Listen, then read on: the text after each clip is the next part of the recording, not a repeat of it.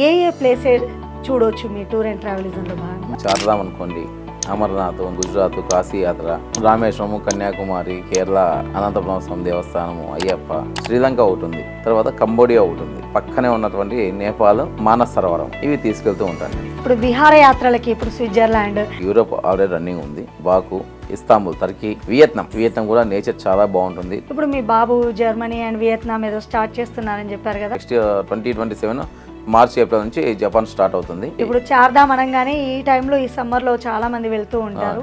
వీళ్ళకి ఎన్ని రోజులు అక్కడ స్టే చేయాలి? 12 night 13 days ప్రోగ్రామ్ ఇస్తామండి. చార్ధాము, మానస్ సరోవరము అండ్ నేపాల్, ఇవి అంటే సీజన్ ని బట్టి మీ ప్లేసెస్ లొకేషన్స్. నేపాల్ వచ్చేసి మనకు మార్చి నుంచి నవంబర్ దాకా హ్యాపీగా వెళ్ళొచ్చు రావచ్చు. రైట్. ఇప్పుడు ఫారెన్ కంట్రీస్ అంటున్నారు కదా, చాలా మందికి పాస్పోర్ట్లు ఇలా లేని వాళ్ళు కూడా ఉంటారు.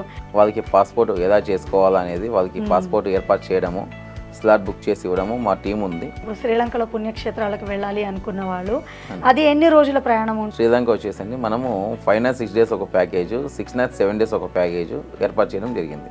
నవంబర్ డిసెంబర్ నుంచి బుక్ చేసిన వాళ్ళందరూ కూడా శివరాత్రి సమయంలో దీన్ని ఒక డిప్ తీస్తాం బుక్ చేసిన వాళ్ళందరికీ. ఆ టైంలో 5 ప్యాకేజ్ రిలీజ్ చేస్తా. నమస్తే, వెల్కమ్ టు ఐ డ్రీమ్. నేను రేచల్. ఒకప్పుడు పుణ్యక్షేత్రాలకు వెళ్ళాలన్నా, విహారయాత్రల కోసం ఫారెన్ కంట్రీస్కి వెళ్ళాలన్నా ఎలా ఏంటి అనే రకరకాల డౌట్స్ ఉండేది. కానీ ఇప్పుడు టూర్ అండ్ ట్రావెలిజం బ్రహ్మాండంగా అభివృద్ధి చెందుతోంది. మన ప్రభుత్వాలు కూడా దానికి పెద్దపీట వేస్తున్నాయి. మరి టూర్ అండ్ ట్రావెలిజంలో భాగంగా ఇక్కడ ఇవాళ మన స్టూడియోలో ఒక ప్రముఖ వ్యక్తి సిద్ధంగా ఉన్నారు. ఆయన ఎవరో కాదు, శ్రీ మంజునాథ గారు ఐ డ్రీమ్ స్టూడియోలో ఇవాళ సిద్ధంగా ఉన్నారు. మరి టూర్ అండ్ ట్రావెలిజంలో భాగంగా ఏ ఏ ప్లేస్కి వాళ్ళు ప్రయాణికుల్ని తీసుకెళ్తారు, అలాగే ఎలాంటి సౌకర్యాలు అందిస్తూ ఉన్నారు, ఏమైనా స్కీమ్స్ లాంటివి ఉన్నాయా అనేది మీ డౌట్ని నేను క్లారిఫై చేస్తాను. మీ డౌట్ క్లారిఫై అవ్వాలంటే ఈ వీడియో ఎండ్ వరకు చూడండి. నమస్తే సార్. నమస్తే అండి. ఎస్ మంజునాథ గారు, నిజంగా ఎస్ఎంఎన్ గురించి నేను చాలా సందర్భాల్లో విన్నాను. ఇది ఎప్పుడు స్టార్ట్ చేశారు? ఎన్ని ఇయర్స్ నుంచి మీ జర్నీ నడుస్తోంది? 1984లో మా ఫాదర్ రాజశేఖర్ స్వామి గారు ప్రారంభించారు. తర్వాత నేను వచ్చేసి 2007లో నేను టేక్ ఓవర్ చేశాను. అప్పటి నుంచి ఈ ప్రయాణం నిరంతరంగా జరుగుతూ ఉంది. నెక్స్ట్ మా అబ్బాయి కూడా ఫీల్డ్లో స్టార్ట్ అయ్యాడు. త్వరగా 3 generations రన్నింగ్లో ఉన్నాం అనమాట. బాబా, అంటే ఇది ఇప్పుడు స్టార్ట్ చేసింది ఏమీ కాదు. పుణ్యక్షేత్రాలకు వెళ్ళాలంటే పెద్దవాళ్ళు ఒకప్పుడు తోడుగా కూతురు లేదంటే ఇంకెవరైనా ఉంటేనే వెళ్ళేవాళ్ళు. బట్ ఇప్పుడు అలాంటివి లేవు, రోజులు మారిపోయాయి. ఏ ఏ ప్లేసెస్ చూడవచ్చు మీ టూర్ అండ్ ట్రావెలిజంలో భాగంగా? మామూలుగా పిల్గ్రిమేజ్ ప్రకారంగా మన ఇండియాలో వచ్చేసి చార్ధామ్ అనుకోండి, అమర్నాథ్, తర్వాత వచ్చేసి గుజరాత్, కాశీ యాత్ర, రామేశ్వరము, కన్యాకుమారి, కేరళ, అనంతపురం స్వామి దేవస్థానము, అయ్యప్ప, ఇలా మనకి కర్ణాటక అనుకోండి, ఇలా అన్నీ కూడా మనకు డివోషనల్గా ఇండియాలో తీసుకెళ్తాం. తర్వాత ఇంటర్నేషనల్కి వచ్చేసరికి మనకి డివోషనల్ వచ్చేసి శ్రీలంక ఒకటి ఉంది, తర్వాత కంబోడియా ఒకటి ఉంది, ఈ తర్వాత నేపాల్, ముఖ్యంగా మనకి పక్కనే ఉన్నటువంటి నేపాల్, మానస్ సరోవరం, ఇవి తీసుకెళ్తూ ఉంటాను నేను. ఇవి కాకుండా ఇప్పుడు విహారయాత్రలకి ఇప్పుడు స్విట్జర్లాండ్ ఇలా కొన్ని ప్లేసెస్కి, లేదంటే ఫారెన్ అనేసరికి మనందరికి గుర్తొచ్చేస్తుంది ప్యారిస్, ఇట్లాంటి ప్లేసెస్ కూడా చాలామంది తిరగాలనుకుంటారు యంగ్స్టర్స్. వీళ్ళ మాట ఏంటి? జపాన్ వచ్చేసి రీసెంట్గా స్టార్ట్ చేసామండి మేము. తర్వాత వచ్చేసి చేస్తూ ఉన్నాం జపాన్ వచ్చేసి రీసెంట్గా. నెక్స్ట్ ఇయర్ వచ్చేసి మా అబ్బాయి స్టార్ట్ చేస్తున్నాడు అన్ని. ఈ ఇయర్ వేసి మొత్తం జపాన్ అంతా వాడు ఎక్స్ప్లోర్ చేసుకుని వచ్చిన తర్వాత దాన్ని స్టార్ట్ చేస్తాము. తర్వాత మనకి యూరోప్ ఆల్రెడీ రన్నింగ్ ఉంది. తర్వాత వచ్చేసి ఇంకోటి మనకి బాకు, తర్వాత ఇస్తాంబుల్, టర్కీ, ఇవన్నీ కూడా రన్నింగ్లో ఉన్నాయి. తర్వాత ఇంకోటి విహారయాత్రలో అతి ముఖ్యమైనది ఏంటంటే మనకి ఎక్కువ ఈ మధ్యకాలం ట్రెండింగ్ అయ్యిండేది వియత్నాం. ఓకే, వియత్నాం కూడా నేచర్ చాలా బాగుంటుంది. టోటల్గా ఓషన్ చుట్టూ ఓషన్ ఉంటుంది, సీషోర్ టోటల్గా చాలా అద్భుతంగా ఉంటుంది. తర్వాత సెకండ్ వరల్డ్ వార్లో జరిగినటువంటివన్నీ కూడా మనము బంకర్స్ ఇవన్నీ చూస్తాం. అక్కడ చాలా అద్భుతంగా ఉంటుంది నేచర్ ఎంజాయ్మెంట్. రైట్. ఇప్పుడు మీరు అంటున్నారు పుణ్యక్షేత్రాలకు తీసుకెళ్తారు అండ్ ఫారెన్ కంట్రీస్ అంటున్నారు.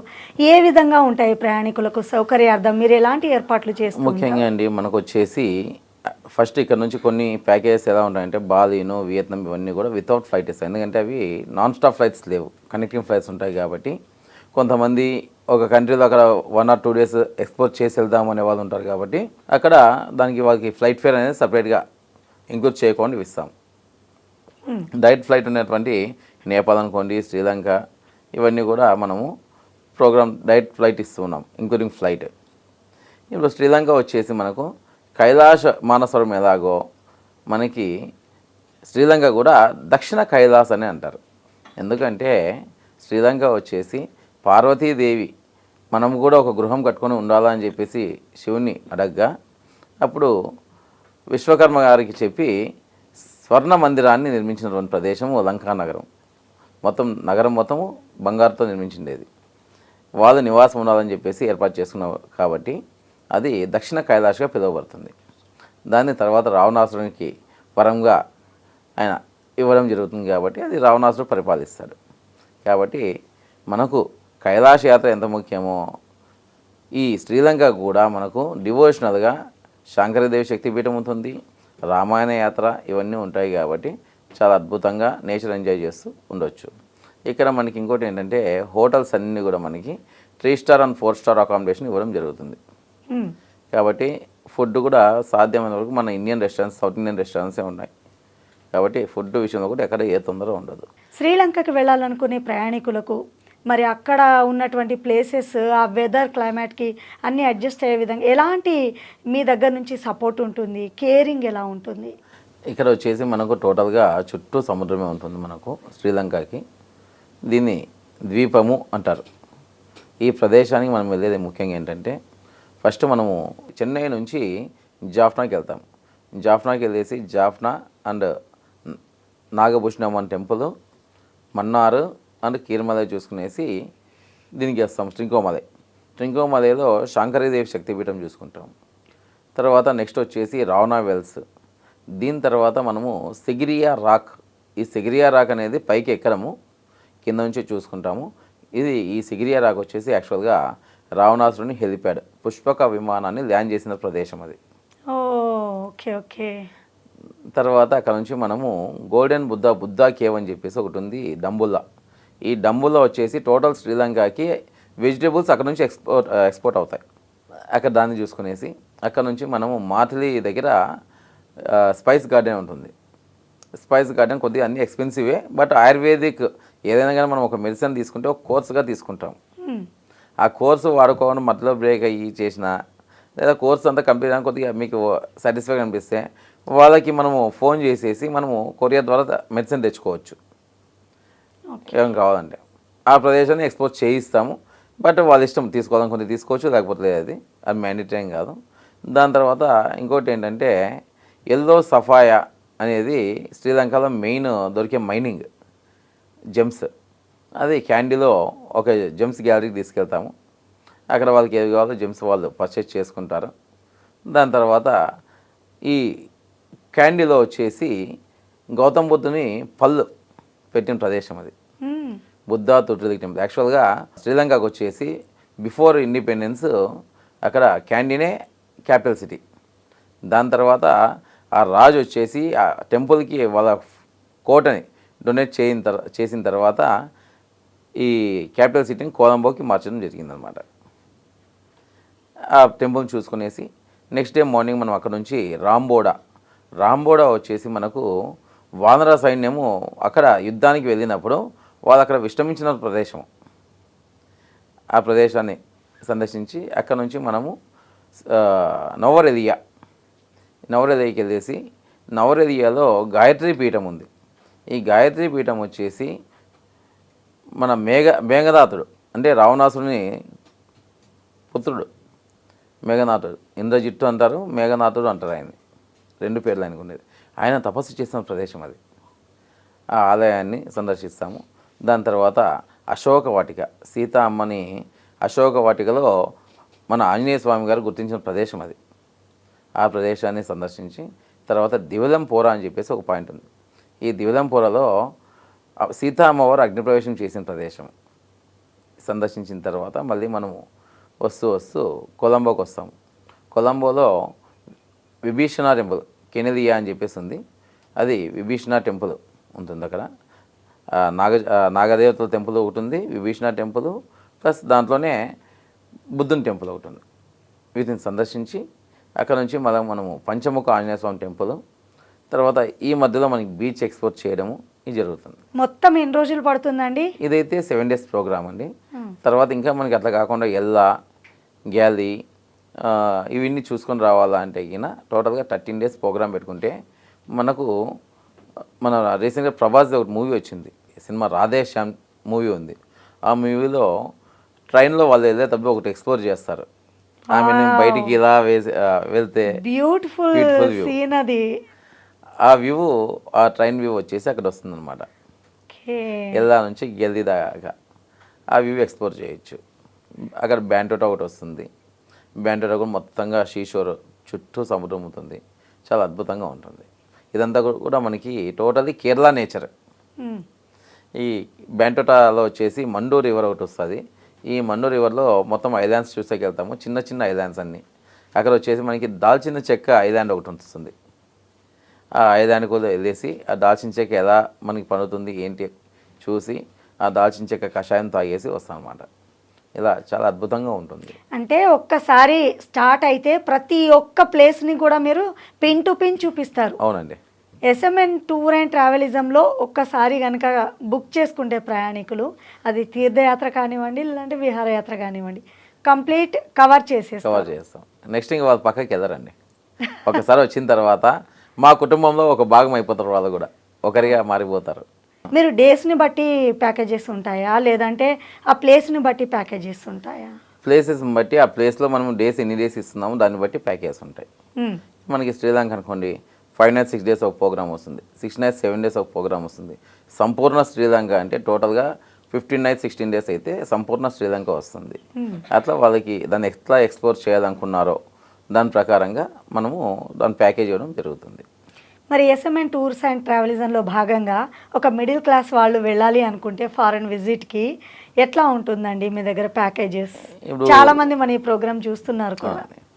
ఇప్పుడు వచ్చేసి మనకు శ్రీలంక అయితే ఇప్పుడు ఈ డాలర్ పెరగడం వల్ల కొద్దిగా కాస్ట్ టైం పెరిగింది, కానీ లేదంటే బిలో 60,000లో మనకి శ్రీలంక యాత్ర అయిపోయేది.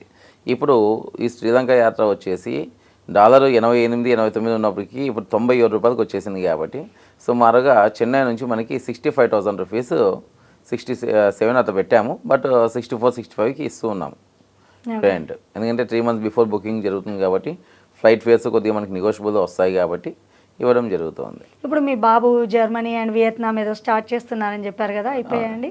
లేదండి, ఫస్ట్ ఆఫ్ ఆల్ జపాన్ వెళ్తున్నారు. జపాన్కి వెళ్ళి జపాన్ అంతా ఎక్స్ప్లోర్ చేసుకొని వచ్చిన తర్వాత ఈ నవంబర్ అండ్ డిసెంబర్లో వెళ్తున్నారు వాడు జపాన్కు. వెళ్ళి ఎక్స్ప్లోర్ చేసుకొని వచ్చేసి స్టార్ట్ చేస్తాం. నెక్స్ట్ 2027 మార్చ్ ఏప్రిల్ నుంచి జపాన్ స్టార్ట్ అవుతుంది. ఇది ఎన్ని రోజులు అండి? ప్యాకేజ్ ఎలా ఉంది? జపాన్ వచ్చేసి 10 days ప్రోగ్రామ్ అనేది, 9 nights 10 days. మెయిన్ టోక్యోలో 3 nights ఉంటాము. ఇంకా మిగిలినంతా కూడా మనము 7 nights టోటల్గా జపాన్ అంతా మనము ఒక్కొక్క పాయింట్లో 1 night 2 nights ఇట్లా ఎక్స్ప్లోర్ చేస్తూ వెళ్ళేది ఉంటుంది. అదంతా కూడా ఇంకా నాకు ఐడియా లేదు, అది మా అబ్బాయి వెళ్ళొచ్చిన తర్వాత స్టార్ట్ చేస్తే. ఎందుకంటే మనం వెళ్ళి రాకముందే ఊరిని అన్ని మొత్తం ఐటనరీ చెప్పేసి వాళ్ళకి వివరిస్తే బాగుండదు. చూసి చూడనట్టుగా వివరిస్తే పద్ధతి కాదు అది. వెళ్ళి వచ్చిన తర్వాత అది ఎలా ఉంటుంది అనేది ఎక్స్ప్లోర్ వాళ్ళకి చెప్తే వాళ్ళకి మనసుకు అతుక్కుంటుంది. అప్పుడు వాళ్ళు కూడా ఎంజాయ్ చేయగలరు, రాగలరు. ఎస్. ఇప్పుడు ఎస్ఎంఎన్లో రెగ్యులర్గా మీరు ఏ ప్లేసెస్కి తీసుకెళ్తారు పుణ్యక్షేత్రాలు? రెగ్యులర్గా పుణ్యక్షేత్రాలు అంటే చార్ధామ్ అండి, తర్వాత మానస్ సరోవరం, నేపాల్, ముక్తినాథ్, గుజరాత్లో వచ్చేసి మనకు టోటల్గా గుజరాత్ అండ్ మధ్యప్రదేశ్ 4 జ్యోతిర్లింగాలు, పంచద్వారకులు వస్తాయి. రైట్. ఇప్పుడు చార్ధామ్ అనగానే ఈ టైంలో ఈ సమ్మర్లో చాలా మంది వెళ్తూ ఉంటారు. వీళ్ళకి ఎన్ని రోజులు అక్కడ స్టే చేయాలి? 12 nights 13 days ప్రోగ్రామ్ ఇస్తామండి చార్ధాము. ఈ చార్ధామ్ వచ్చేసి మన దాకా అంత మొత్తం అయిపోయింది మాది. ఎందుకంటే ఈ జూన్ నుంచి మనకు ఏమవుతుంటే రైనీ సీజన్ స్టార్ట్ అవుతుంది. ఈ జూన్, జూలై, ఆగస్టు రైన్స్ ఉంటాయి కాబట్టి మేము ఆ టైంలో అక్కడ ఎక్స్పోర్ట్ చేయము. సెప్టెంబర్ 22 మళ్ళీ ఇంకో బ్యాచ్ స్టార్ట్ అవుతుంది. సెప్టెంబర్ అండ్ అక్టోబర్ 2 months మళ్ళీ రన్ చేస్తాము. అదే ఎక్కడికి తీసుకెళ్తున్నారండి? చార్ధామ్ యాత్ర. Second round. సెకండ్. ఓకే.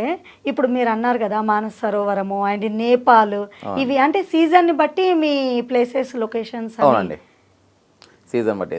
మనము ఇప్పుడు అదే జూన్, జూలైలో మనం చార్ధామ్ వెళ్తే ఎక్స్ప్లోర్ చేయలేము, ఇబ్బంది పడతాం. వర్షాల వల్ల మనం దర్శనాలు చేసుకోక కొండ చర్యలు ఇరిగిపడి అన్నట్టుగా ఏమీ చూడలేము. ప్రయాసతో మళ్ళీ వెనక్కి వచ్చి మళ్ళీ మనకు దర్శనం అవ్వలేదు అన్నట్టుగా ఉంటుంది. కాబట్టి ఆ సమయంలో మనం పెట్టాము. ఇప్పుడు నేపాల్ అనుకోండి, నేపాల్ వచ్చేసి మనకు మార్చి నుంచి నవంబర్ దాకా హ్యాపీగా వెళ్ళొచ్చు రావచ్చు. అంటే ఇప్పుడు సీజన్ని బట్టి మీరు తీసుకెళ్తారని చెప్పారు కదా, మరి ప్రయాణికులు భారీ లగేజ్తో సిద్ధమవుతారు, దాని సంగతి ఏంటి? ఇప్పుడు పెద్దవాళ్ళు చార్ధామ్ యాత్రకు వెళ్ళాలనుకున్నప్పుడు మీ దగ్గర నుంచి ఏమన్నా సపోర్ట్ ఉంటుందా? తప్పకుండా ఉంటుందండి. ఎందుకంటే మనకు అన్ని చోట్ల హోటల్స్లో లిఫ్ట్ అనేవి ఉంటాయి. కానీ చార్ధామ్ యాత్రకు పోతే చార్ధామ్లో లిఫ్ట్లు ఉండవు. ఎందుకంటే అక్కడ పవర్ కన్జంప్షన్ చాలా తక్కువ ఉంటుంది. ప్లస్ వాళ్ళకి రన్ అయ్యేదే టోటల్గా 6 months ఓపెన్ అయినా కూడా వాళ్ళకి బిజినెస్ జరిగేదే 2 months. ఇంకోటి ఏంటంటే అక్కడ ల్యాండ్ షింక్ అయ్యేది ఎక్కువ. ఎందుకంటే లూజ్ మట్టేది, ఆ ప్రెజర్కి షింక్ అయ్యేది ఎక్కువ ఉంటుంది. కాబట్టి అక్కడ లిఫ్ట్ అనేది ప్రమోట్ చేయరు. కాబట్టి అక్కడ లిఫ్ట్లు అనేవి ఉండవు. కాబట్టి రూమ్స్ వచ్చేసి అక్కడ డౌన్ బేస్మెంట్ 1 బేస్మెంట్ 2 లేదు అప్పు 1st 2nd ఇలా ఉంటాయి. కాబట్టి అక్కడ వాళ్ళు లగేజ్ మోసుకోవడం కష్టమవుతుంది. కాబట్టి ముఖ్యంగా ప్రయాణం చేసి అలసిపోయి ఉంటారు. కాబట్టి మళ్ళీ లగేజ్ మోసుకొని పోవాలంటే కష్టం. కాబట్టి అక్కడ మా కుర్రాలను పెట్టేసి ఒక అరగంట సమయం ఇస్తే వాళ్ళ రూమ్స్కి పెద్ద బ్యాగ్ అని మేము పంపించేస్తాము. చిన్న షోల్డర్ బ్యాగ్స్ వాళ్ళు తీసుకెళ్తారు. అంటే ఈ మధ్య హెల్త్ ఇష్యూస్ కూడా బాగానే వస్తున్నాయి కదండి, మరి దానికి ఎట్లా మీరు కేర్ తీసుకుంటారు? హెల్త్ ఇష్యూ అనేది మెయిన్ ఏమంటే అండి, ఫస్ట్ వచ్చేది మనకి అక్కడ వెదర్ సిక్ వస్తుందండి. ఆ వెదర్ సిక్ వచ్చినప్పుడు మనం తీసుకోవాల్సిన ప్రికాషన్స్ ఏంటి, ఎలా ఉండాలి, దర్శనానికి వెళ్ళినప్పుడు మనం హై హ్యాటిట్యూడ్లో ఉన్నప్పుడు ఎలా ఉండాలి అనేది వాళ్ళకి టోటల్గా మేము వచ్చేసి ముందుగా బ్రీఫింగ్ అనేసి వాళ్ళకి ప్రికాషన్స్ ఎలా ఉండాలని మేము వాళ్ళకి ఎక్స్ప్లెయిన్ చేయడం జరుగుతుంది. కాబట్టి ఇప్పుడు దాకా ఆ సర్వేశ్వరుని అనుగ్రహంతో ఎక్కడా మా యాత్రకు ఇబ్బంది పడింది లేదు ఇన్ని సంవత్సరాల్లో.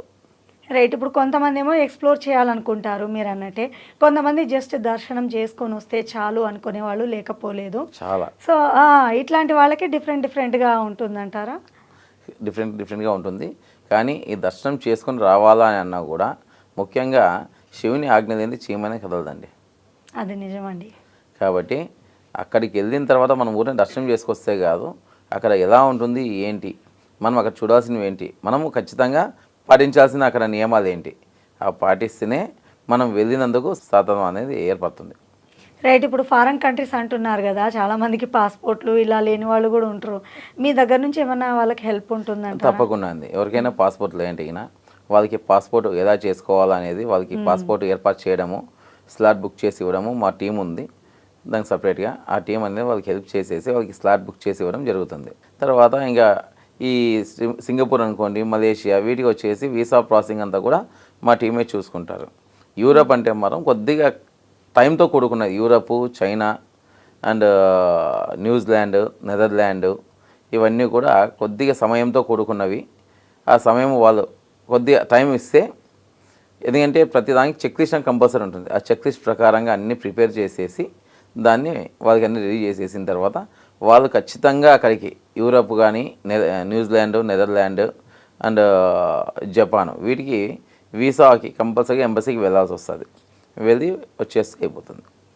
ఇప్పటివరకు యూరప్ ట్రిప్ ఒకసారి కూడా జరగలేదు కదా ఎస్ఎంఎన్ టూర్ అంటే గ్రూప్స్ జరగదే కానీ FITs పంపించాండి. అంటే చిన్న గ్రూప్స్ 6 మంది 10 మంది ఇలా పంపించామన్నమాట. రైట్. What about Sri Lanka? ఇప్పుడు శ్రీలంకలో పుణ్యక్షేత్రాలకు వెళ్ళాలి అనుకున్న వాళ్ళు అది ఎన్ని రోజుల ప్రయాణం ఉంటుంది ఏంటి, దాని గురించి ఒకసారి చెప్పండి. ఇప్పుడు శ్రీలంక వచ్చేసండి మనము 5 nights 6 days ఒక ప్యాకేజు, 6 nights 7 days ఒక ప్యాకేజు ఏర్పాటు చేయడం జరిగింది. ముఖ్యంగా 6 nights 7 daysలో ఏమొస్తుందంటే జాఫ్నా అనేది వస్తుంది. మనకి చెన్నై నుంచి ఇస్తాము. చెన్నై నుంచి జాఫ్నాకి నాన్ స్టాప్ ఫ్లైట్ స్టార్ట్ అయింది రీసెంట్గా. ఈ జాఫ్నాకి వెళ్ళిన తర్వాత మనము జాఫ్నా నుంచి ప్రోగ్రామ్ స్టార్ట్ అయ్యేసి జాఫ్నాలో మనకి ఒక చిన్న ఐలాండ్ ఉంది, నాగభూషణి అమ్మవారి టెంపుల్ అని చెప్పేసి. ఇక్కడ నాగజాతీయులు ఉంటారన్నమాట పూర్వంలో. ఇప్పుడంతా మనుషులే ఉండేది. అప్పట్లో వచ్చేసి వాళ్ళు నాగజాతీయులు అక్కడ జీవించేవాళ్ళు. ఆ ప్రదేశానికి వెళ్ళేసి అక్కడ నాగభూషణి అమ్మవారి టెంపుల్ చూసుకొని మళ్ళీ మనం జాఫ్నాకు వచ్చేసి కీర్ మలై అని చెప్పేసి అక్కడ ఒక టెంపుల్ ఉంది, దాన్ని చూసుకునేసి మన్నార్ వచ్చేసి మనకు రామేశ్వరంలో ధనుష్కోటి నుంచి శ్రీలంకకు రామసేతు నిర్మించినటువంటి ప్రదేశము మన్నార్. స్టార్టింగ్ మనకి ధనుష్కోటి, ఎండింగ్ వచ్చేసి మన్నార్ అన్నమాట. అది బట్ ప్రస్తుతం అయితే కనిపించదు, వాటర్ లెవెల్ పెరగడం వల్ల రామసేతు కనిపించదు. దాన్ని చూసుకునేసి అక్కడ నుంచి మళ్ళీ మనం ఎక్కడికి వెళ్తామంటే ట్రింకోమలై వచ్చేసి అమ్మవారి శక్తిపీఠం లంకాయం శాంకరీదేవి.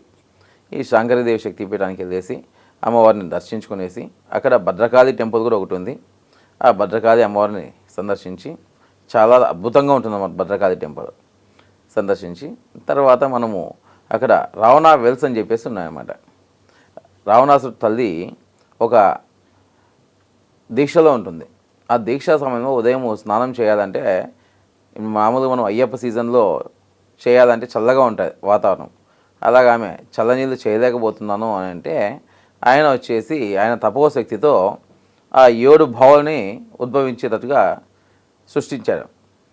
అంటే ఈ ఒక్కొక్క రోజు ఒక్కొక్క బావిలో ఆమె స్నానం చేసేటట్టుగా ఒక్కొక్క బావిలో కూడా ఒక్కొక్క టెంపరేచర్ వస్తాయి వాటర్. 7 బావులు పక్కనే ఉన్నా కూడా ఒక బావిలో ఉన్న టెంపరేచర్ ఇంకో బావిలో ఉండదు. మీ ఎస్ఎంఎన్లో ఒక ట్రిప్ వెళ్తున్నారు అనుకోండి పుణ్యక్షేత్రాలకి, ఎంతమంది సిబ్బంది వెళ్తారు? అండ్ ఇలాగే గైడ్ చేయడానికి ఎవరైనా, టూరిస్ట్ గైడ్ చేయడానికి ఎవరైనా ఉంటారా? ఉంటారండి. టూరిస్ట్ గైడ్కి వచ్చేసి మనకు అక్కడ లోకల్ గైడ్ ఒకరు ఉంటారు.